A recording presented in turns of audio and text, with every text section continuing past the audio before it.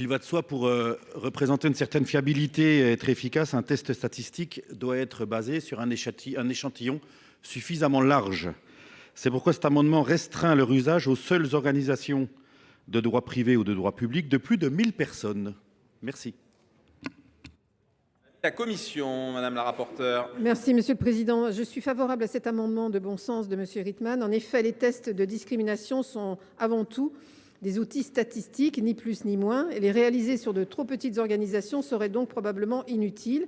Les résultats obtenus seraient trop précaires pour tirer des conclusions définitives sur la conformité des pratiques de l'organisation en matière de discrimination. Donc il est logique d'imposer une limite. Un avis favorable. Avis du Gouvernement. Merci Monsieur le Président. C'est un avis défavorable, monsieur le sénateur. Enfin, c'est pas une surprise. Franchement, ça limiterait énormément en réalité l'impact et l'esprit de la loi. On sait très bien que les entreprises de plus de 250 salariés ont déjà des services de DRH qui accompagnent entre autres des politiques de lutte contre les discriminations. Donc c'est un avis défavorable pour garder un spectre le plus large possible.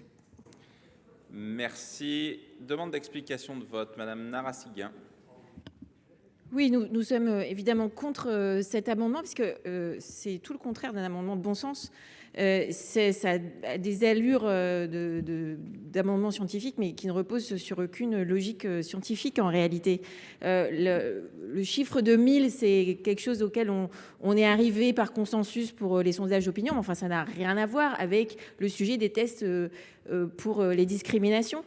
Là, non seulement, comme vient de le dire Madame la Ministre, ça réduirait, alors 1000 salariés, ça veut dire à peu près 1500 entreprises au total en France, hein, sur à peu près 4 millions d'entreprises. Et puis, ça voudrait dire toutes les collectivités locales, tous les services de la fonction publique territoriale, soit on serait exclus. Donc, ça réduit sérieusement le champ d'application. Et en plus, c'est ne pas comprendre ce que peut être la diversité de ces tests. Puisqu'il ne s'agit pas uniquement de les appliquer à la population qui serait les employés de la personne morale ou privée, publique ou privée, ça peut être aussi évidemment les candidats. Ça peut être une agence immobilière, elle peut avoir 10 salariés, mais on peut démontrer qu'elle discrimine contre ceux qui cherchent un logement. On peut démontrer qu'une entreprise qui a que 200 salariés, en construisant correctement un test avec une bonne méthodologie, que cette entreprise pratique du tri des CV à l'entrée sur des pratiques discriminatoires. Donc cet amendement n'a aucun sens et s'il était adopté, il viderait totalement de tout sens cette proposition de loi. Ça serait totalement contraire à l'esprit de la proposition de loi. Monsieur Kerrouche pour explication de vote. Merci Monsieur le Président. Je pense que dans cet amendement, il y a une incompréhension forte de la logique d'échantillonnage et de la logique de population. Alors ce que vous dites, c'est qu'il faut une taille suffisante pour avoir un échantillon qui puisse faire l'objet d'un test statistique. Et vous fixez cette somme à 1000, les entreprises de plus de 1000 personnes.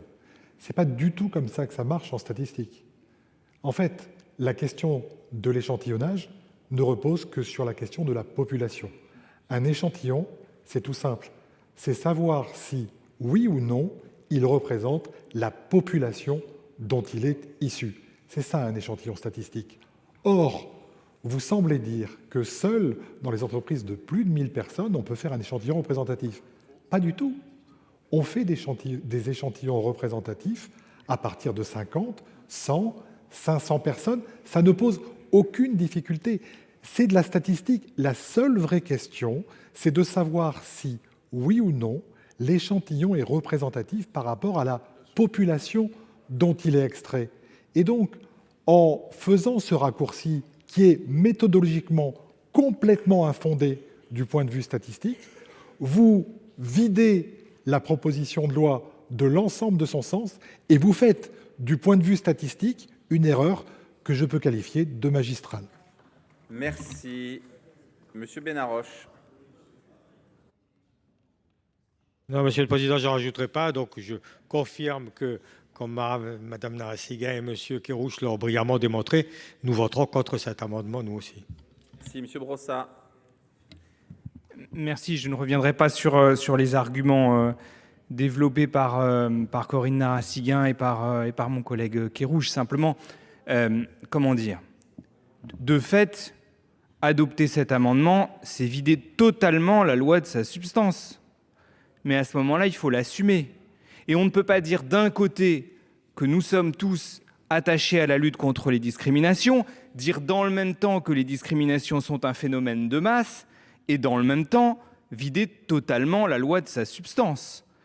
Il faut être un peu sérieux et il faut avoir le courage de ses positions.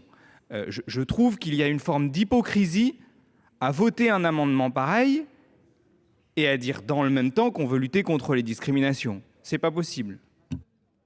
Madame la rapporteure.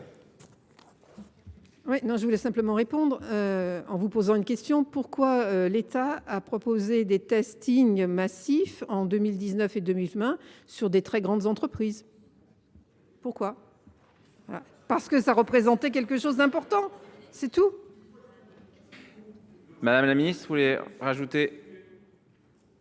Simplement pour éclairer suite aux propos de Madame la rapporteure, c'est pour le coup rien à voir. Effectivement, la question aujourd'hui qui est posée, c'est on teste sur des comportements de la vie quotidienne. Donc, je vais reprendre l'exemple de l'agence immobilière, mais on peut se retrouver avec en réalité une entreprise de 3-10 salariés qui a un comportement pour le coup discriminant, et donc c'est pour l'alerter.